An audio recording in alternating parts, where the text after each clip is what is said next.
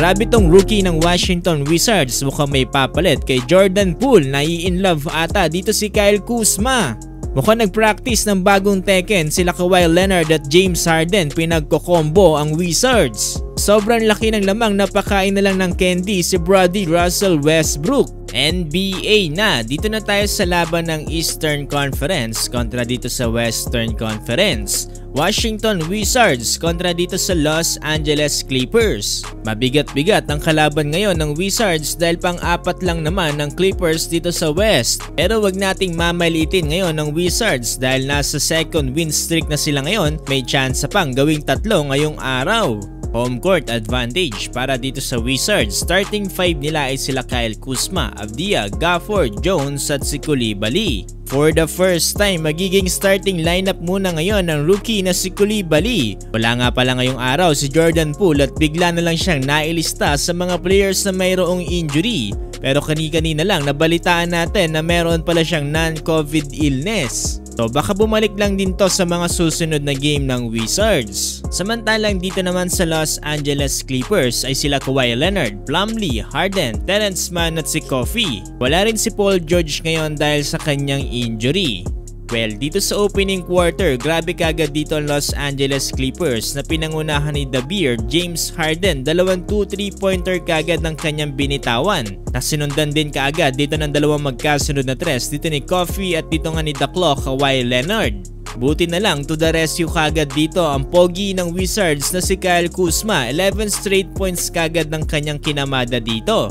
Hindi rin magsisisi ngayon ng Wizards sa ginawa nilang starting lineup na rising star na si Bilal Coulibaly. Kumamada kagad to ng puntos dito sa low post at isang alley-oop dunk. Pero kahit maganda na ang effort na ginagawa dito ng Wizards ay masyado pa ring mainit from distance ngayon ng Clippers, 37-35. Second quarter, ito si Brody Russell Westbrook naman nag-step up dito para sa Clippers. Binutas kagad ang depensa dito ng Wizards, driving inside the paint. Nasundan pa yan dito ng 4 straight points ni Brandon. Actually, matapos ng ilang pagbabago na ginawa ngayon ng Los Angeles Clippers ay masasabi natin isa na silang threat ngayon dito sa Western Conference. Grabe ang tulong nila sa backcourt with Brody Russell Westbrook. Sa kabilang banda mukhang madadaig pa ata dito ng rookie si Jordan Poole. Grabe din yung mga ginagawa niyang tulong dito sa ilalim. Okay din yung kanyang outside shooting kahit nga si Kyle Kuzma mukhang tuwang-tuwa dito kay Bilal Coulibaly. Baka magselos niyan si Jordan Poole, yari ka Kyle Kuzma. Tapos ang first half, lamang pa rin ng 6 dito ang Clippers dahil sa 6 straight points na ginawa dito ni The Claw. Meron ng 19 points dito si Leonard, samantalang 10 points naman para kay Kofi. Samantalang 23 points naman para kay Kyle Kuzma.